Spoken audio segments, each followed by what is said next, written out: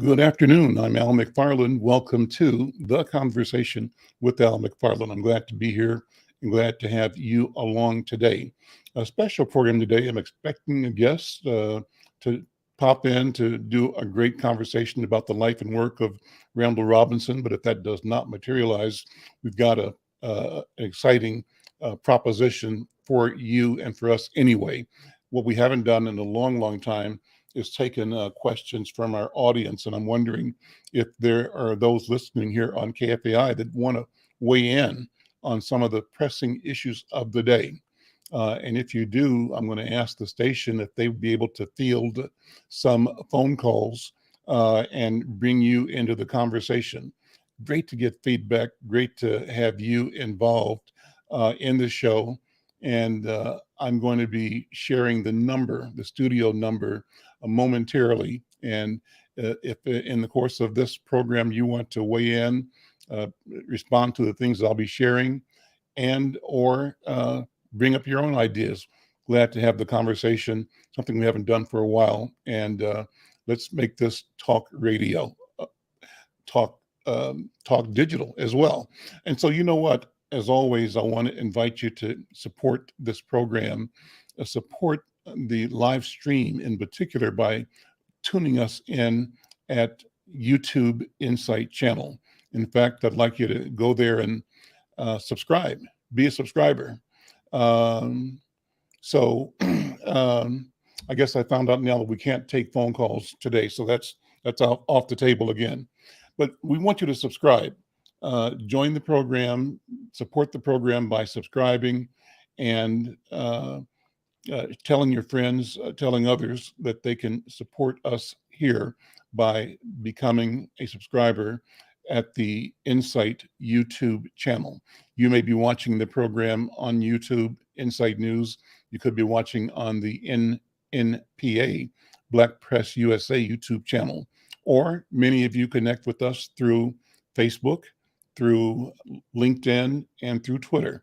However you are connected, we want you to take a minute today, if you can, and go over to the YouTube Facebook channel and subscribe, the YouTube Insight News channel, Insight News on YouTube, and subscribe to this program, to the channel. Well, listen, let's just go over a couple of articles that have been top of mind for us at Insight News and for us in the community. Among them, among them is a story on the city now having to pay out another $8.9 million over Derek Chauvin's actions. And these are actions he committed before the murder of George Floyd. This is from an article by Associated Press. Jim Salter wrote the article. And the article says that the city of Minneapolis agreed to last Thursday to pay nearly $9 million to settle lawsuits filed by two people who said former police officer Derek Chauvin pressed his knee into their necks years before he used the same move to kill George Floyd. John Pope Jr. is going to get $7.5 million, and Zoya Code is going to get $1.375 million. The settlements were announced during a meeting of the Minneapolis City Council. Both lawsuits stemmed from arrests in 2017, 3 years before Chauvin killed Floyd, during an arrest captured on video that sparked protests worldwide, prompted a national reckoning on racial injustice, and compelled a Minneapolis Police Department overhaul.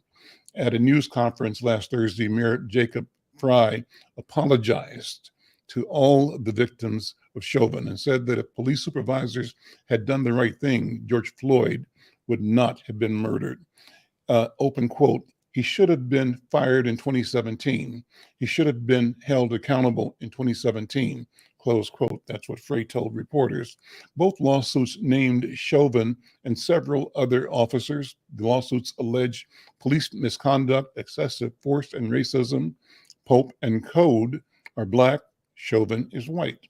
They also said the city knew that Chauvin had a record of misconduct, but didn't stop him.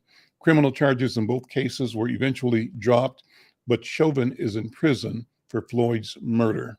Bob Bennett, an attorney for Pope and Code, noticed that other officers failed to intervene or report Chauvin, and police leaders allowed Chauvin to keep working even though they had video evidence from body cameras of his wrongdoing.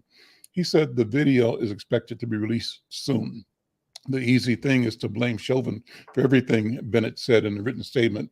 But the important thing is that the video shows is that none of those those 9 to a dozen officers at the scene ever reported it, ever tried to stop it. They violated their own policy and really any sense of humanity. Police Chief Brian O'Hara said the department is forced to reckon once again with the deplorable acts of someone who has proven to be a national embarrassment.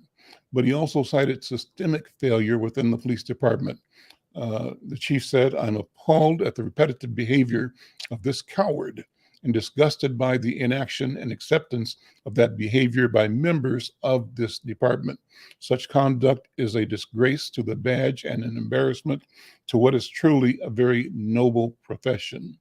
Code, who has a history of homelessness and mental health problems, was arrested in June 2017 after she tried to strangle her mother with an extension cord.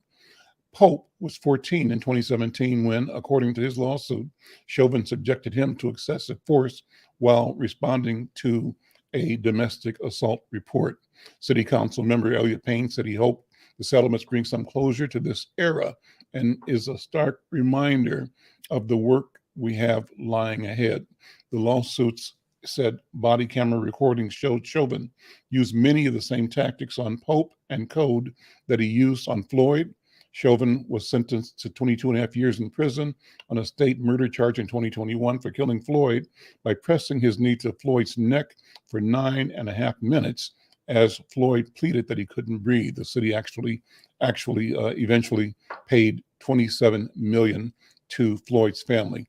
Code's lawsuit said that she was in handcuffs when Chauvin slammed her head to the ground and pinned his knee on the back of her neck for 4 minutes and 41 seconds.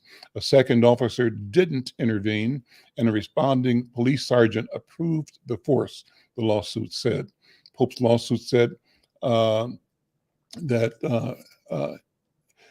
the mother was drunk when she called police because she was upset that Pope and his 16-year-old sister left their cell phone chargers plugged in, leading to a physical confrontation.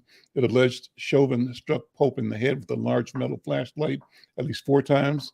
It said he then put Pope in a chokehold before pinning Pope to the floor and putting his knee on Pope's neck. Chauvin would proceed to hold Pope in this prone position for more than 15 minutes. All the while, Pope was completely subdued and not resisting.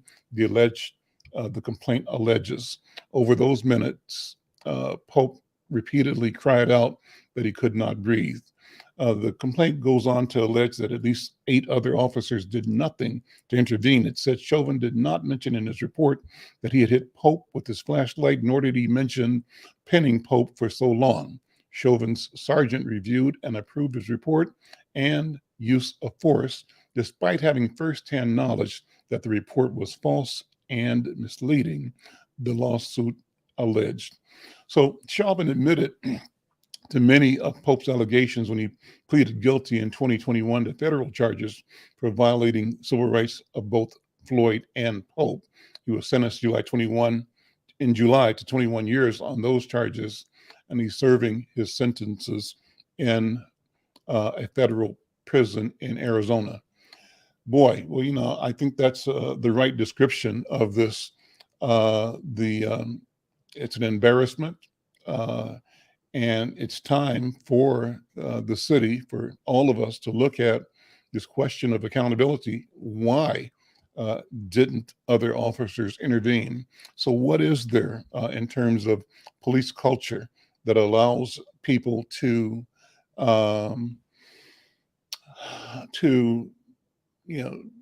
do this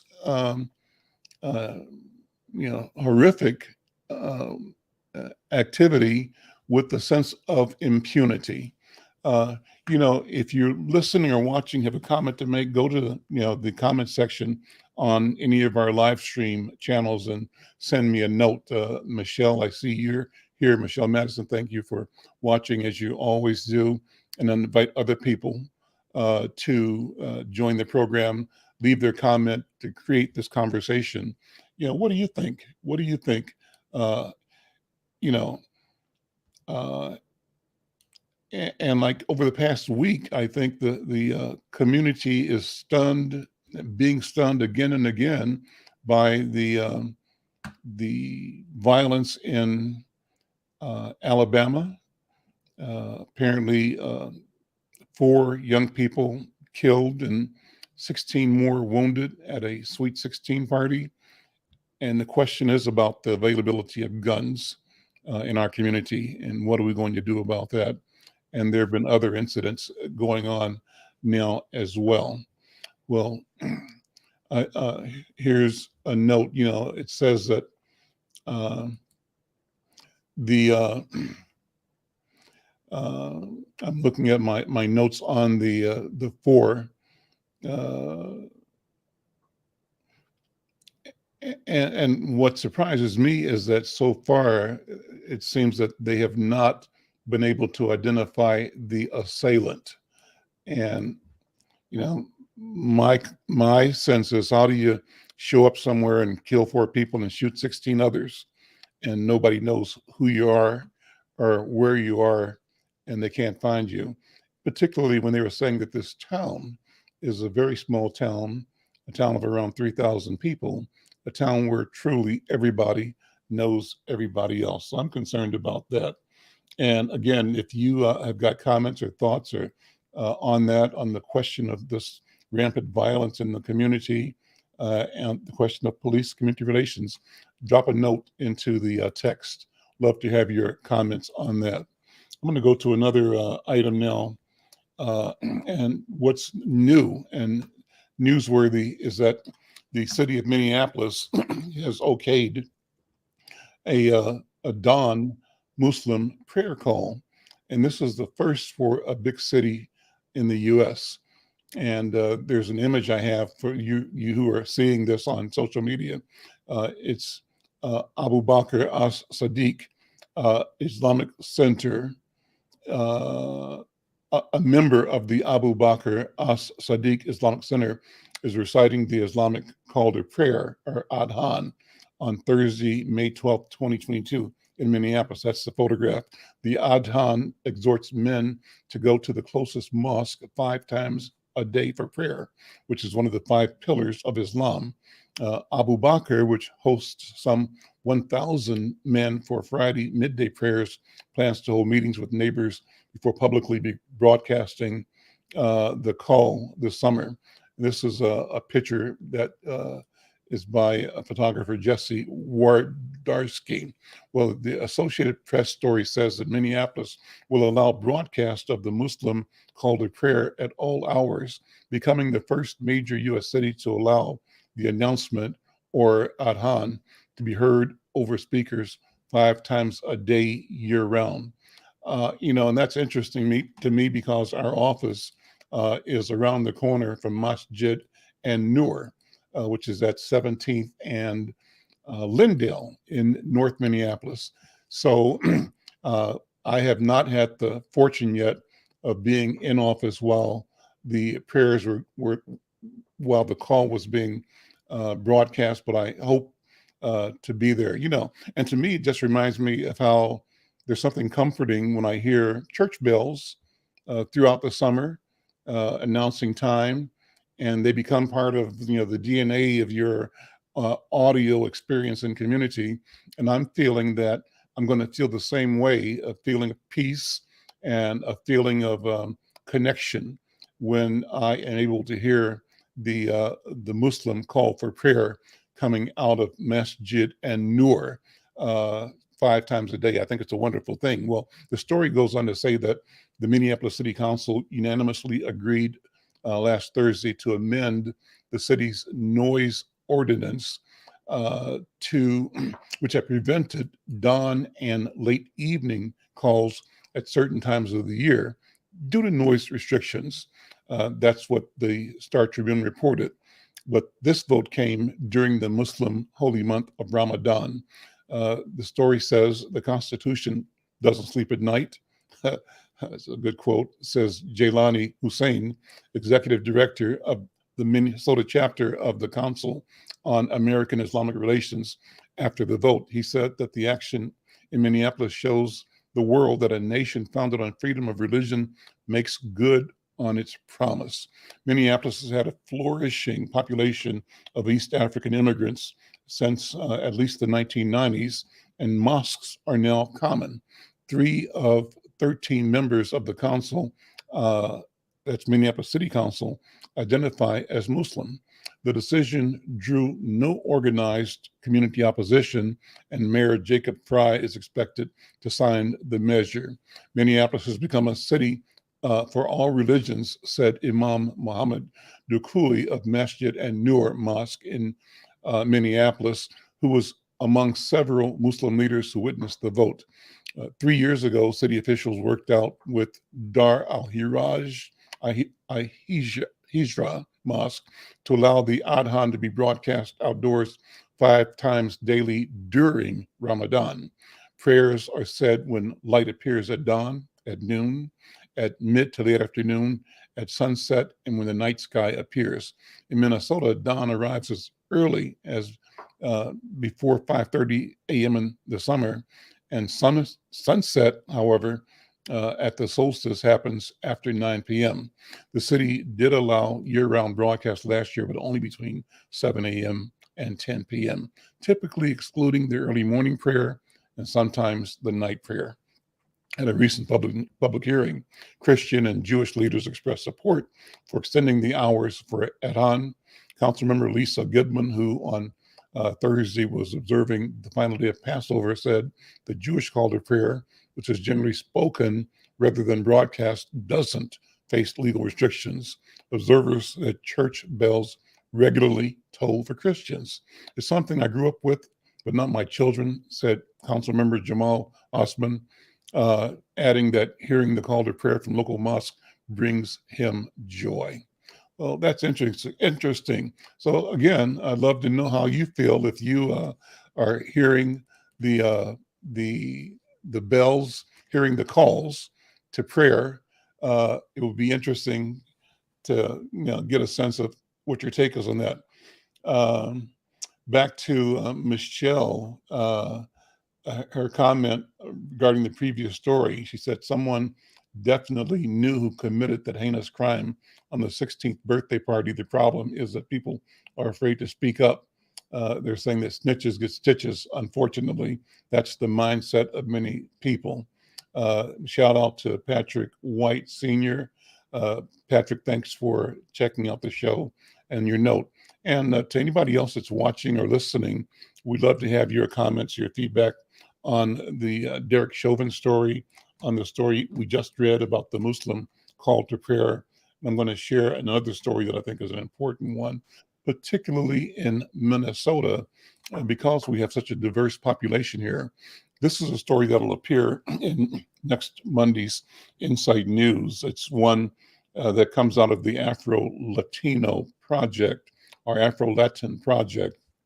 And the article is headlined that the U.S. Census Hispanic race change debate is a reversal of 10 years of progress for U.S. Black Latinxers.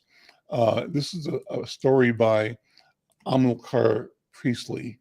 Amilcar Priestley is the director of the Afro-Latino Project based in New York. And as soon as I get it situated here, I'm going to share this story. The story was first published in March of this year, March 9th, 2023, by a project called the Afro-Latino Festival. And we're printing it in Insight with permission. So the article says that in the past 10 years, Black social movements in Latin America have made progress entering the political space, a testament to their decades of social and political activism. The 2018 inauguration of F.C. Campbell as vice president of Costa Rica, the 2022 inauguration of Francia Marquez Mina as vice president of Colombia, the recent cabinet appointments of the new administration of Brazil's President Lula all reflect the social and political progress of Afro-Latins in Latin America. Similarly, Latin American nations have started to embrace demographic recognition of Black populations, as in Mexico's 2020 census, where 2.5 million self-identified Afro-Mexicans were counted. And in Panama, in 2023, the census indicated that 1.4 million self-identified as Afro-descendants.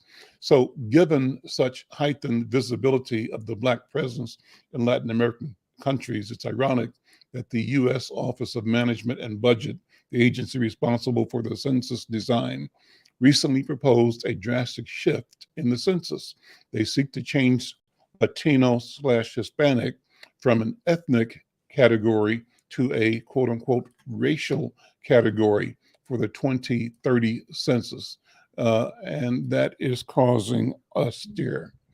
The article goes on to say that doing so will effectively reverse the progress made by Black, Latino, Latina, Latinx community in the United States for recognition. The data says we exist. A 2022 study by the Pew Center for Research noted that approximately 25% of Latino, Latina, Latinx self-identified as Afro-Latin, and among those, 1/3 identified as Black, effectively 4 to 6 million self-identified as Afro-Latinos or Afro-Latins in the US. The article goes on to say that given these facts, advocates for the Afro-Latinx identity believe that changing the U.S. census categories will severely hamper further opportunities for the Afro-Latinx community to be recognized and counted. The racial and ethnic identities of those in Latin America, and by default, those descended from the region, are not monolithic. Similarly, terms Hispanic and Latino, while themselves are U.S. ethnic constructs, they do actually describe a multiracial and oops, I lost my page here. Okay,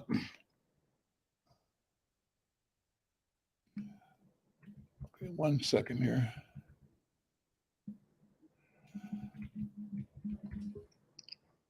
I'm navigating my reading in my screen here, so.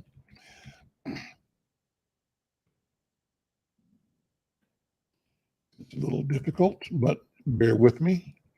The racial and ethnic identities of those in Latin America, and by default, those descended from the region, are not monolithic.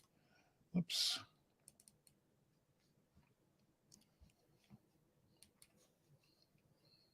And I'm switching it again. Hold on.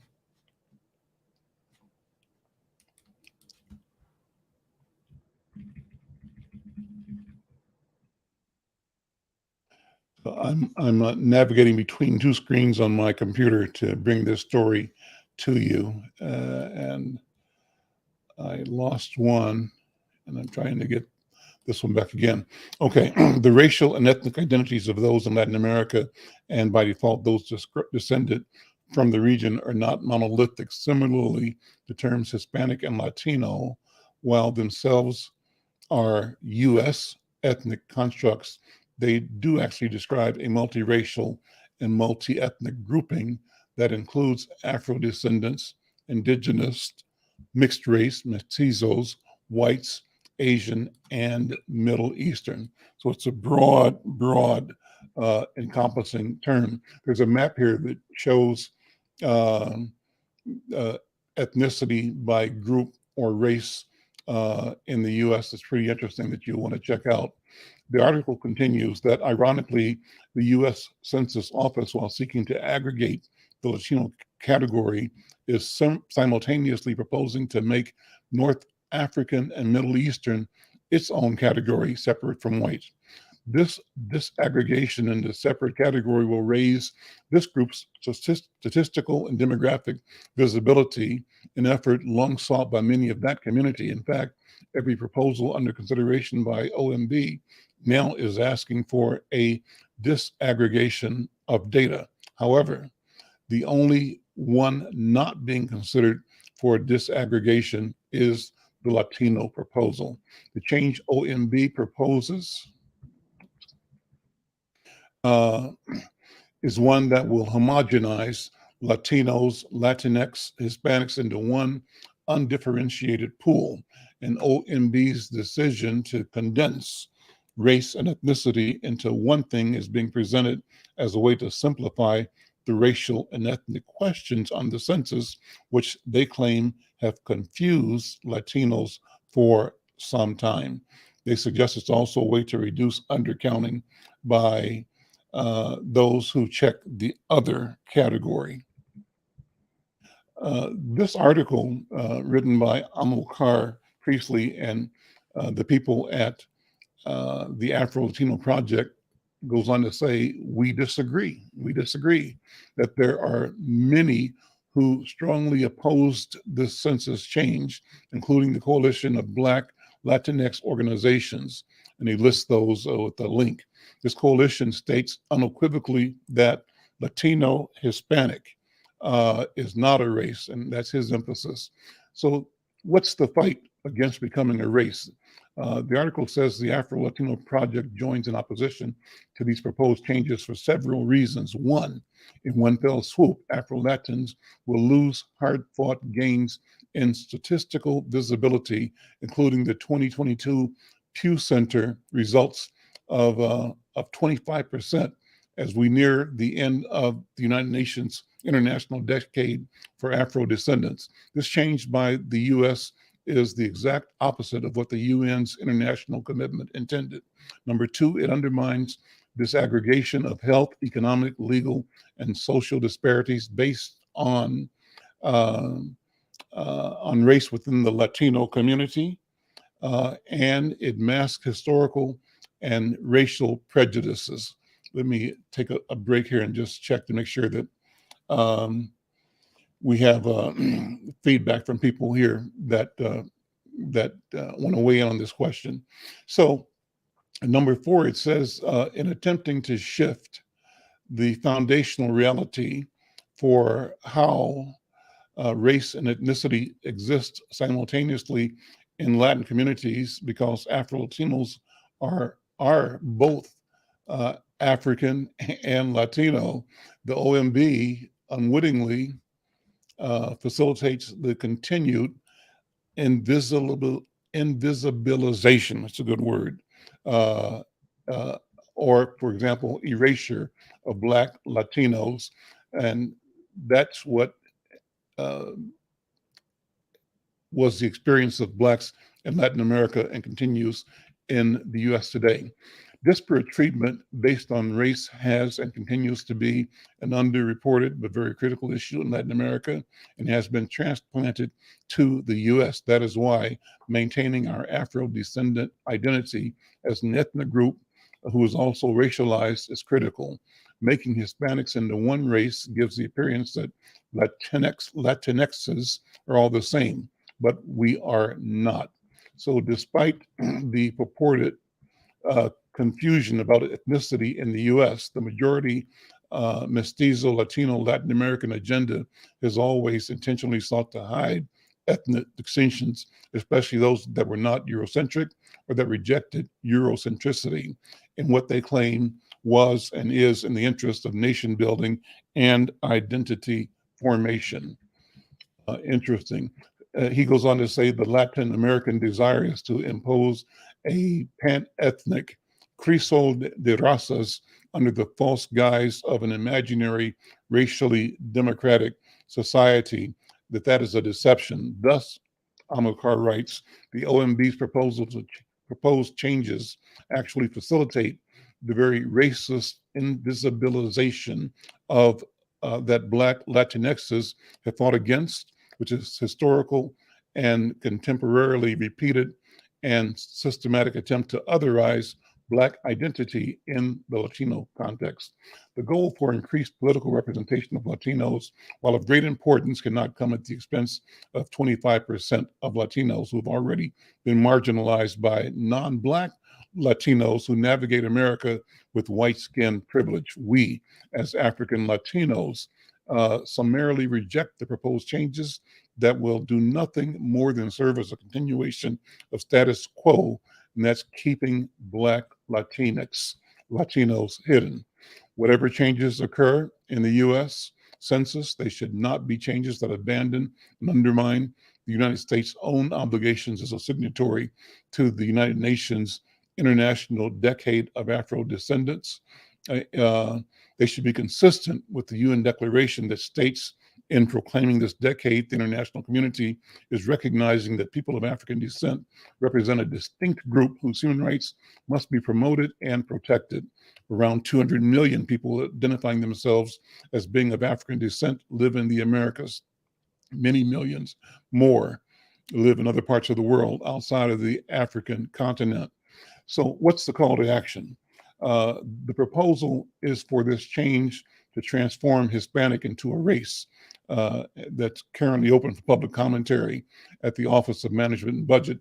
And I think that commentary is either current or maybe expired already, but it's probably never too late to weigh in if you have feelings of something. The author says that we Afro-Latinos offer this alternative solution: maintain the two-part question design and then bring all members of the Hispanic Latinx communities, especially Afro-Latinos and indigenous groups, to the table, and don't wait to invite us posthumously after the deed is done. While we wait for the opportunity to share our knowledge about Afro-Latino experience with the Office of Management and Budget, we ask everyone to protest the change by sending letters to or calling the Office of Management and Budget or reacting on the organization's website. Finally, Amilcar Priestley says, raising the Afro-Latino voices now may be our own chance to be heard and recognized in the way we consider important and respectful. So, long article. It's going to be in Insight News this week, Monday coming up. It's important, and love to have you check in on it, weigh it, and comment on it. So we've got to love to have you all weigh in on the conversation. I think what I want to do now is, in the context of this question of identity and the challenge of the Afro-Latino community, kind of hits me personally, and I want to share that with you. And again, I invite your feedback as well. The sharing comes from this. I've said often that my own roots are Afro-Cuban. My father is a Cuban-born. His father is Jamaican. Their family moved from Jamaica to Cuba at the turn of the century, the 1900s or so. And that's where my father and his sisters and brothers were all born, except for the youngest of the group of 6. So he grew up Cuban, speaking Spanish, but also aware of his Jamaican heritage, also aware of his African heritage. The family moved back to Jamaica after maybe 15, 20 years living in Cuba because life was hard for them. They were farmers. They were cane farmers. So my father came here from Jamaica and married my mom, who was a Southern African-American woman in Kansas City. So my father was working on a victory farm. What's that? This country brought immigrant workers, farm workers, to work on produce farms throughout the Midwest and the South when the American soldiers were at war during World War II. That's how my dad got here. He was the first out of our village to come, but after him, many, many others came to broaden the beachhead he created in the first wave when he moved to Kansas City. And our Jamaican community there grew because of that. Well, what does it mean? It means that growing up as a kid, I became aware of two things. One, I know uh, as a Black person what that means, what you're born into, but I also know the nuance, and the nuance is interesting. Um, I would watch because my father had an accent, and it could switch between a Jamaican British accent, could be Spanish accent from time to time, Cuban accent, but an accent nonetheless. And I watched the difference accorded my father and my mother, particularly by white people, or at least on one occasion that I probably have overgeneralized, by a white police officer. Story is that on an afternoon, a Sunday afternoon at the park across the street from my house, my mom and dad, both young and both athletic, were having a race. Well, a race on a Sunday afternoon looked like my dad was chasing my mom. She was just winning the race, but it caught the attention of a law enforcement person, pulled them up, stopped. He listened to them, but the minute he recognized that my father was not an American born Black, his attitude toward him changed. So this country has an experience of, in my view, and from that 5-year-old understanding, according my mother, the uh, native born African American, American born African, one level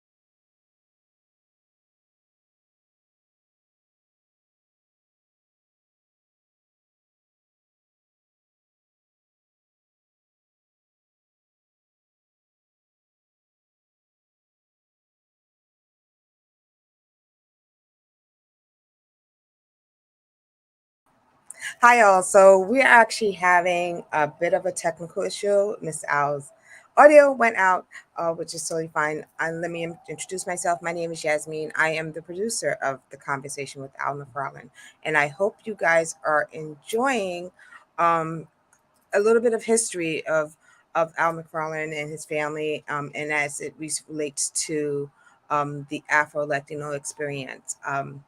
I think he's back, so let's hopefully he is. But I think I his audio is actually still out. So what we're going to do today is we're actually going to do a little bit of a recap, and kind of bring in some past previous episodes. And while he gets his audio back and gets everything else resituated, let's do this. Let's actually pull up a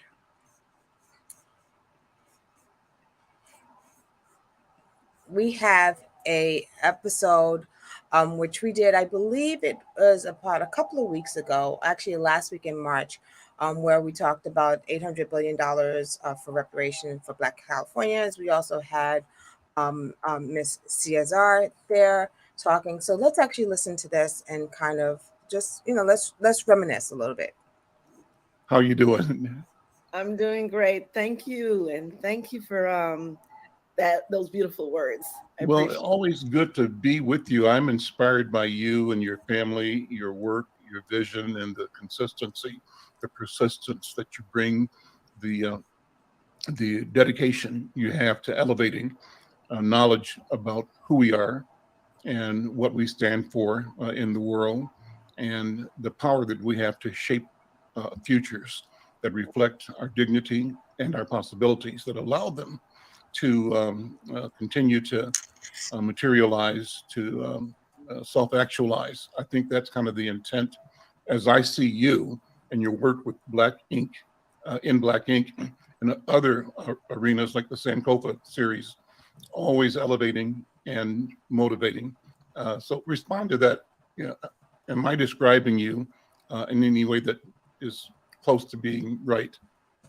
Well, I appreciate all of the beautiful words and the description. I am likewise inspired by your work for all these years in holding up the, I don't know, just holding up the idea and ideals of Black people having their own resources to actually promote their own stories, whether it be current events or events that's happening nationally, internationally, locally. I really appreciate all the work you've done over these years. It's been inspiring to watch, and I feel like my work is just to help be a small part of what you and others like you have already built. So, yeah, I really appreciate it. So talk about In Black Ink. What's the organization? What's the mission? What's been the history so far? And what's the work ahead? And in the course of this conversation, please talk about these important events that are coming up real soon here in Twin Cities. Of course, of course. Well, In Black King was not my vision.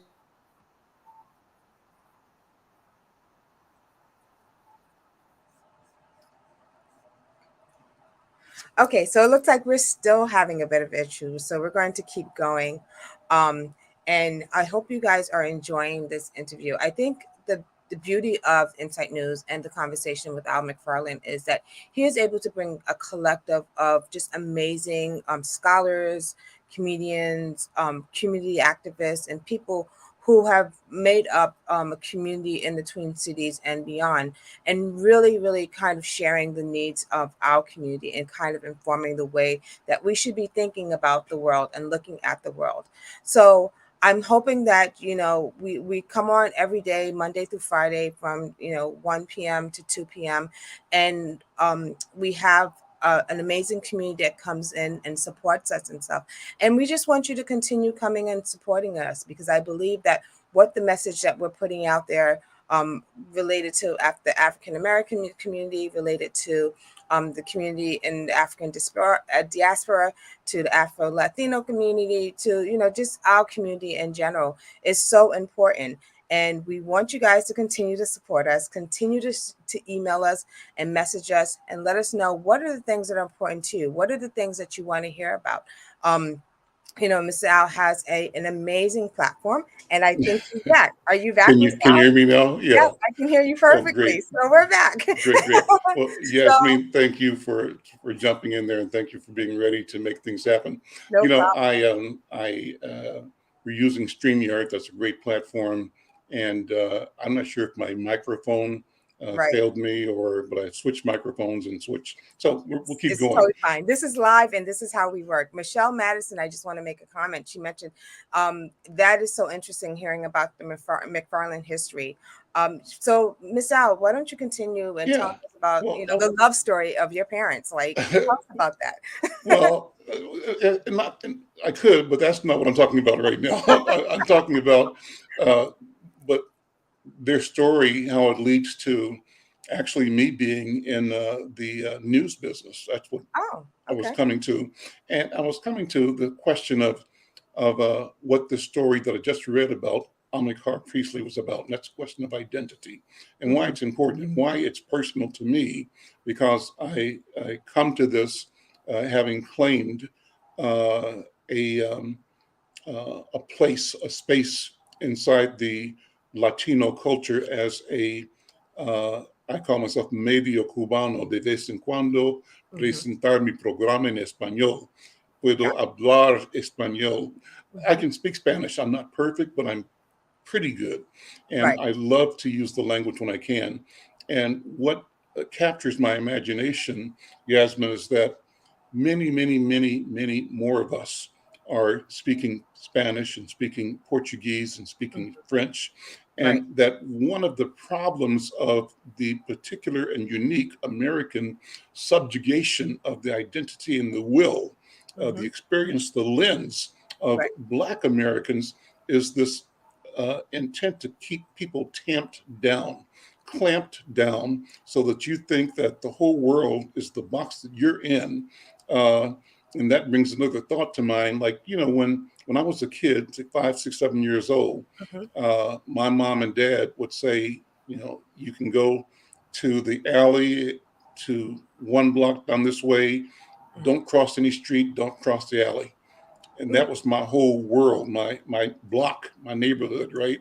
Right. And what's I've come to realize is that command of authority, Right. while it's useful for a 5-year-old, it disserves a people. And as a people, as often as not, part of our experience here has been this oppressive idea that we are limited and that we have no agency, no power. And so therefore we suffer at the whims of colonizers, the oppressors, right? Right. And that's the story. That's the dominant narrative. It is not true. None of it's true, but the feeling of it is true because that's, it seems to me, what their intent has been, and that is to suppress the idea of identity, the idea of movement, the idea of equity, of ownership in the world. And so as I grew up, I learned to say that, whereas my block was my whole world when I was a kid, today, the whole world is my block. Yes. Yeah. Flip the script. Yeah. Because of technology and because of my interest and because of discovering my identity, I am able to connect with the me that is Cuban. Right. And I mentioned that in doing so, you discover that, we are sort of Americanized to the degree that we think that, the Black experience in America is all there is outside of Africa. We're not conscious of the fact that there are more of us in South America than there are of us here. That the largest populations of Black people are in Brazil, Colombia, the Caribbean. And so we developed this parochial attitude that really is a mirror of the oppressor's attitude, which minimalizes and marginalizes Black people wherever they are. So one of the things that Amilcar Priestley is talking about is that in Latin America, the playbook, the rule was to pretend that, white is the standard, Europe is the standard, everything else is subsidiary, subservient, at the margin. Right. And they wanted to induce loyalty to white supremacy, to Europeanized viewpoints, the same way North America has with Black people in this country. So what we have to do is recognize the game, say no to it, and say, you know what, I'm connected to Jamaica, I'm connected to Cuba, I'm connected to Brazil. One of the things then, so how does that lead to the discussion of Insight News? Right. We have a section in Insight we call Afrodescendientes, and it started off with us saying we should do something with Black and Afro-Latinos because there are a lot of Spanish-speaking people who are pretty much invisible, but they're here in Twin Cities. And when you think of Latinos in Twin Cities, you think, classically of Mexican Americans and some people from South America, but you don't think Black. And that's a bubble we have to burst so that Black people can be seen and that we can be ourselves as Latinos, be Latino and Black at the same time as Africans, as Africanos. And so we created the publication Afrodescendientes to run stories in both English and Spanish. And we thought about it, and one of my friends here, he's been on the show regularly, and that's Maestre Yoji Sena. He was here for 30 years in Twin Cities as a capoeira master, as an instructor. A lot of people know him, but he's moved back to Bahia in Brazil. And in Brazil, he and I are talking. So he's joined me as an editor of the Afrodescendientes project. He said, Al, why don't you run the stories in Portuguese as well as in Spanish? Why not? Good idea. I like it. So we're presenting. And so after a couple of times presenting the story, see one story maybe, and we started off running a series of stories by a political activist, an Afro descendant, Cimarron, he calls himself, from Venezuela, a brother who's a former diplomat, educator, author, activist, revolutionary, I believe, uh, but by the name of Jesus Garcia, Chucho Garcia. And connected with him, he begins writing stories about the Africana experience in Central and South America. Right. Yogi translates those into Portuguese. And we say, well, what about all of the Black Other, people in here who speak French, Haiti? right. You know, what about the people from West Africa, Yoruba? Well, what about Minnesota, East Africa, Somalis, right? So Right. we end up creating this section of the paper that's one story, usually a fairly small story, 500 words or 750. That story is translated into, uh, starts in English, Spanish, Portuguese, French, Somali, Yoruba, and a layout that tries to connect all of us. So we're doing something experimental here Hmm. and announcing to our people that we are each other wherever we are. And Right. we bring our languages, our understandings, our cultural context to bear in how we engage each other. Right. That's what Insight is about right now, is building the connection, showing our people uh, to our people and to the world in ways that defy the effort to marginalize, minimalize, and ignore our existence, our right, and our ability to be partners in the creation of futures in which we win. That's Yeah. a lot. You know, That's a and, lot. and I well, I think that's kind of interesting, and I guess because I grew up in New York, born and raised, and I think it's for me growing up, we grew up with Dominicans, Puerto Ricans, like African, like so it was for us it was a melting pot. I think maybe we might have had it maybe one white person, a white Mhm. kid in any of my school settings. And then when I went to Brazil when I was 17, and then just to kind of really realize that, yeah, there is so many more Black people who are outside, of the US. I think the appreciation is to have something like the Afro Descendientes, who you guys are putting together and really realizing that we are a multilingual, multicultural. There's nothing monolithic about us, Mhm. right? Mhm. And I think that being able to push that narrative and get that narrative out and have a platform to be able to do that is so crucial. Especially when you look at our young people and even our old people and even our middle-aged people, and realizing how much has been missed in the space of learning. So I think that having tools like this and having and really being able to have kids and just people really realize that we are, again, like you said, we're more together than we're not. Mhm. I just know that, like, it's just crazy because growing up in New York, that was the experience. That for us, that was the norm, right? What, I what, went to school in the South, and there what, wasn't the norm. what did you discover living in Brazil? What was your experience there at 17, 18 years old? Um, I think the basic experience was that I could actually go there as a Black young teen, and still really be able to fit in. Like Mhm. it's like the U.S. is such a melting pot. The other thing that I learned was that um, it kind of further and further learned that us as U.S. citizens, we're extremely one-sided and almost on the level of conceit, right? Because we would go, when we were in Brazil, and my friends and I would kind of walk around and we're like, oh, we're Americans. We actually got challenged a lot of times because people are like, American, you do know that you are in South America, right?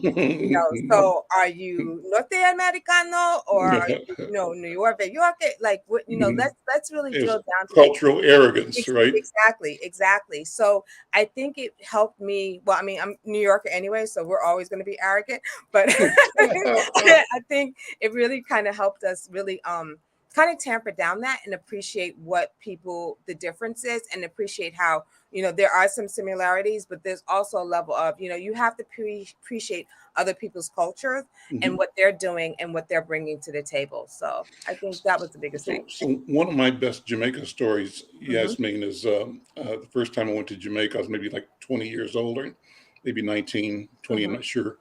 And my dad and sister were already down there. I was flying down there and flew into Kingston, stayed a night at a cousin's house and then I was taking the country bus up to where we live up in the mountains, in the Blue Mountains, north or up from Ocho Rios. Right. And I discovered that I was like in town on a rush hour afternoon, Right. standing at a bus stop with about 50 more people. And it just hit me, as long as I keep my mouth shut, They would never know. I'm like everybody else on the street. Yes. And as long as I take a deep breath and relax, don't be uptight, Yes. don't be scared, right? Yes. But if I walk around uptight and scared, I'd be broadcasting that I'm different from you, and I'd make myself a target for somebody who could perceive that. So that was one lesson. Another lesson is when Bobby, my wife, and I, when she first went to Jamaica, one thing we talked about was that so Bobby is from Crystal Springs, Mississippi. It's a small town south of Jackson. And when we're down there with her family, large family, a lot of people, sometimes we're sitting on her sister's porch, and across the street is a chicken pen, right? And people have hunting dogs around and cars. They have what they call shade tree mechanics. There's a shady tree, and a person taking the car completely apart and building together. And you have if a snake gets in the chicken coop, a cousin from next door comes out with a shotgun, kills the snake, and goes back home. Wow. Simple as that, right? So what I said to her was that, all the people here in Crystal Springs are just like all the people in Dresiki, in Miles Gully in Jamaica. And they are just like all the people I met in Accra, Ghana, the people I met in Cape Coast, Ghana, and they are just like the people I met in Uganda. And so what's the lesson? We're the same people everywhere on the planet, and we recognize each other, and we're all playing roles, and those roles end up creating and becoming community. And they can nurture us, they can protect us, they can harm us sometimes, depending on what the energy is. But that's the connection that I've experienced. I think is a wonderful thing. Yeah, I mean, I totally agree with you, and I think that again, it's a matter of really going out there and being willing to come with an open mind. I think it's funny that you said that. Like when we went to Brazil, we stayed. We went to several different locations, but we actually stayed for a moment in Sao Paulo, in the city of Sao Paulo. And for me, it wasn't a culture shock, because it was like, wow, this city is very much like the city back home. You still had to watch where you were walking. You still had to be very aware of your surroundings, but you saw the mixture of people, right? And the people who I oftentimes I was like, oh, that looks like my aunt, or that looks like my uncle or my cousin. And I think that's, again, that goes back to, this is the beauty, but it really being able to have platforms like Insight News that are going to really challenge that, but also bring in the connection of, just the world, the world, and how we are interconnected, all intertwined, just how we're just a part of something that's larger than ourselves. And I think that's really the biggest thing. Like, I know Yoji and I always talk, because he knows I haven't been to Bahia. I've been dying to go to Bahia. I heard it's beautiful. But yeah, we talk all the time, and it's crazy how someone who I've really never met in person, but he's from Brazil, and we're able to kind of connect on that level. So I think, we definitely need to continue these type of conversations, and I'm enjoying it and being part of this team. So I think I have to play producer now. So we actually have no time anymore. We have to wrap this up. So, Ms. Al, do you mind closing us out? What a wonderful conversation. I'm Al McFarlane. Thank you for listening to The Conversation with Al McFarlane. We'll see you next time. Thank you, Yasmin.